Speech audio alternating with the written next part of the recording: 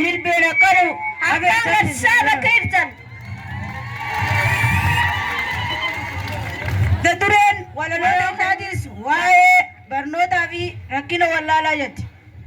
Meeko taalaallu rakkina wallaalummaa kan guyyaa si godhu dukkana cillimaa kan qarree si godhu daandii diriiraa deemaa kan ibidda si godhu caayalee qubsumaa kan ibidda si godhu caayalee qubsumaa. Rakkinni wallaalummaa waa tokko lamaa miti. Hunda dubbachuudhaaf xalayaa dhumaami. Xalayaarachittis yoo dhugaa dubbanne ummaa fi abbooni eega ganamaati asuma jirtaami gammachuu teenyaa fi wanta ganneeni sittillee dheeressu guutuullee lakkisu wayinna hartani guyyaan irraa keenya eega dhuftaniifu osoo obsitani guyyaan irraa keenya eega dhuftaniifu osoo obsitani. Wayyaa wallaalummaa waamee kanu deeyde salaamtaalleen jenne nagiyan gaafanne moggaa teenya lamaan hoggaaniif miillanne fuulduraaf duuballee hoggaaniif miillanne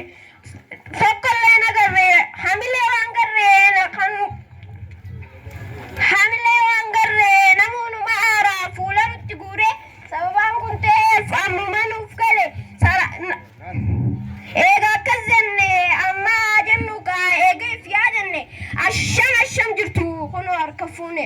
asham jirtu kunoo harka fuune. Bu'aalee wallaalaa xiqqoo sii tarreessu tarnamayyuu argu gurraanis dhageessu tujjaarummaanis kiishas diwwisu tokkummaaleenis addaan wal facaasu kan wal jalaa dhabne biyyarraa wal baasu maatii mana keessa wallaala dhaalchisee boodatti hambisu ilmaa yaa baratu daa'imman xixiqqaa dongoraa fakaafan buraanaa hamsisu xiyyaattaa malee maan dhageessu yoo ilmaan dubbatan lafuma algee kabanaaf dhiitichaan toomaadhaan gombisu jaartiin isaa dhuftee yoo magantaa deessu maalti si naqeedhaan saanaa laafisoodhaan mata gaddeebisu ollaalee dirmatu dhagaadhaan gaggeessu manguddoo haasoytu addabaan xiqqeessu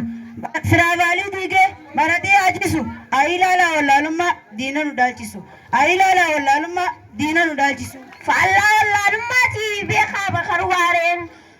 seenaa isaa dubbachuuf yeroo nu fuutuu duruun dubbannee bira tarre kunoo laaltanii gartanii barattoota isaa seenaa isaa mul'isuuf kan qabate tarre galanni kan rabbii guddaati haa jennu kunoo ol garre hundeessitoota keenyaatu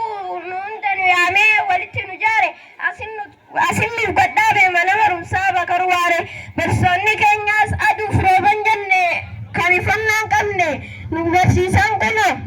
nutis galmaan keenya karoora hundaa'u isinirraa garre galatoomaa hunduu yaa ummaa yaa abbaa nu tolchitan hiree eegaan gara jenne isinitti hin dheeressu bu'aa bakar waaree kan himee kan dhiisu kan keessa galaniif kophaa nu hambisu nama meeqaan arkee kan araaraan fixxee ija lubba baasu sagantaa raawwannee dhaabbannee gabaabsu osoo addaan hin galle koflee isin gammachiisu osoo addaan hin galle takka koflee isin gammachiisu.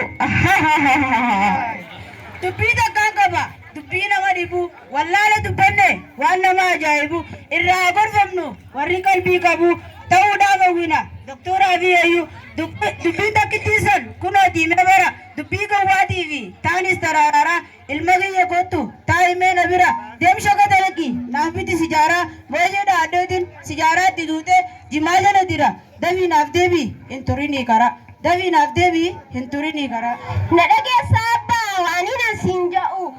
yoo dantaa qabaatte kayiitii bitadhu dubbii akkanaa antiyyaan dhaqqabadhu laaqanaa hunyaanne har'a guyyaa guutuu maqaa gootuu danda'in harkaa teetuun fadu maqaa goo danda'in harkaa teetuun fadu. Yaa mucaa baalage yaa badaaf laala ka'een mana dura yaa bada diiggala ijaan na hin laalin yaa bada shalaala ta dura dhaabbattee dubbii isaa nan lallaala makarajaa kanaanin mataas immoo gola makarajaa kanaanin mataas immoo gola. Dubaraan danda'in ka.